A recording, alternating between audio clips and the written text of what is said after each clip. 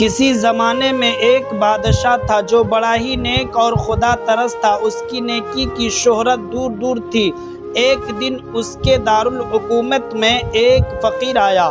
اس نے بادشاہ کی نیک مزاجی اور خدا ترسی کا حال سنا تو حیرت میں پڑ گیا۔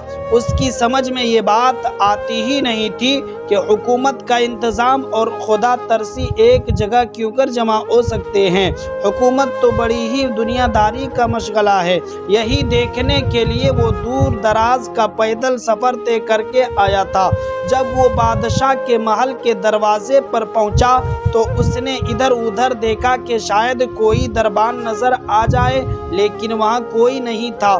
وہ اندر گیا۔ بادشاہ نے اس اجنبی شخص کو دیکھا تو نہایت اخلاق سے پیش آیا، پاس بٹھایا اور پوچھا، کہیے شاہ جی کس طرح آنا ہوا؟ میں نے سنا تھا کہ آپ کی عملداری میں آگ اور پانی اکٹھے ہو گئے ہیں، بس یہی دیکھنے کے لیے چلا آیا تھا۔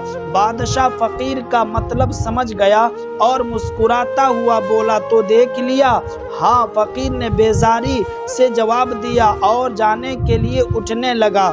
ٹھہریے شاہ جی، بادشاہ تیزی سے بولا، یہ آپ نے نہیں دیکھا ہے، ٹھہریے میں دکھاتا ہوں۔ یہ کہہ کر بادشاہ نے سارے شہر میں اعلان کرایا کہ آج بازار خوب سجایا جائے، ہمارا ایک مہمان آج بازار کی سیر کرنے نکلے گا۔ بادشاہ کے حکم کی دیر تھی، بس آنن فانن بازار سج کر دلہن بن گیا۔